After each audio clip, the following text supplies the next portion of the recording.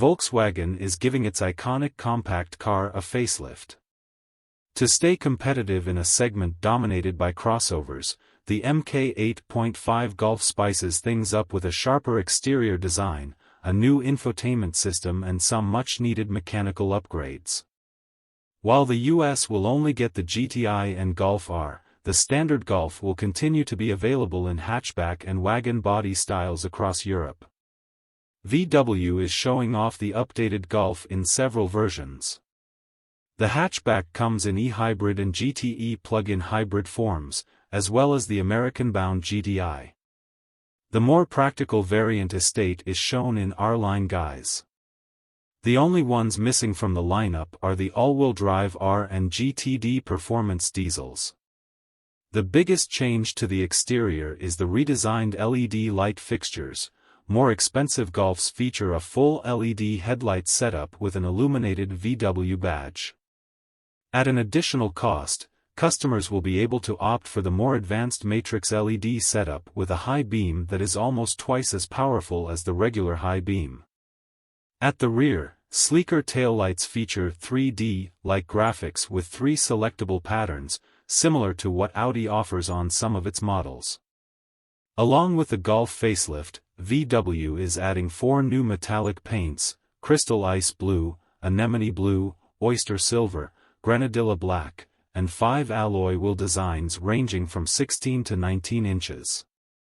Every available trim level, Golf, Life, Style, R-Line, GTE and GTI, has carefully updated bumpers, and all models in the style grade above have a black roof. Similar to the pre-facelift Golf, the more practical of the two body styles, the eHybrid, will not be offered in GTE and GTI spec. I hope the Golf R variant performance wagon continues. VW showed off the updated cabin at CES earlier this month.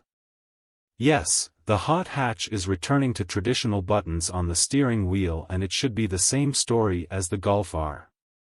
It's important to note that fewer Golf Mk8 models sold in Europe come with conventional controls, with only the more expensive ones getting this switch.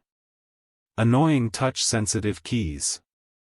The biggest change inside is the next-generation infotainment system, which features a large tablet-style screen measuring 10.4 inches on cheaper Golfs and 12.9 inches on pricier models. Those scary sliders to control the air conditioning system are still there, but they're, finally, lit. An optional head-up display will also be available. The entry-level Golf will be equipped with a 1.5 TSI petrol unit with 113 or 148 horsepower, both of which will send power to the front axle via a 6-speed manual transmission. The mild hybrid version of the same engine, called the 1.5 GTI, has the same outputs but only comes with a 7-speed, dual-clutch automatic transmission.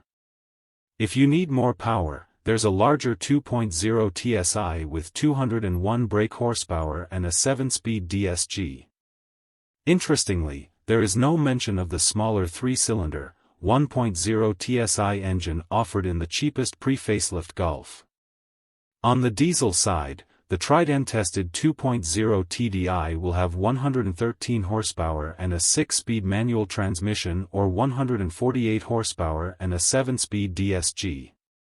Both versions of the oil burner are front-wheel drive only.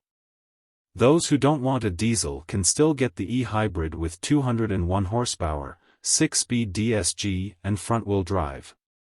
The electric model uses a larger lithium-ion battery pack, 10.6 kWh to 19.7 kWh, providing an electric range of up to 100 km, 62 miles. The previous Golf eHybrid had a maximum range of 50 miles, 80 km. The plug-in hybrid model now supports AC charging at 11 kilowatts, instead of 3.6 kilowatts, and can take up to 50 kilowatts of DC charging. In this case, it will take 25 minutes for the battery to go from 10% to 80%. With the battery fully charged and a full tank of gas, VW estimates you can travel up to 1,000 kilometers before needing to refuel. As for the more exciting versions, the Golf GTE has a total power of 268 horsepower, transmitted to the front axle via a 6-speed DSG. Much like the regular eHybrid, it switches from the old 1.4 TSI engine to a 1.5 TSI unit with variable turbocharger geometry. Compared to the previous model, the electric hatchback produces an extra 27 horsepower. Saving the best for last, this model is the updated GTI with Alfa Romeo-style wheels. Unfortunately, the hot hatch has lost its manual transmission in favor of the 7-speed DSG, which transfers 261 horsepower, or 20 horsepower more than the pre-facelift model, to the front wheels. VW also had a more powerful 296 horsepower Club Sport version available in Europe before this facelift, but it's nowhere to be seen for now. The car VW is bringing to CES could be a Club Sport, hinting at the car's launch in the United States.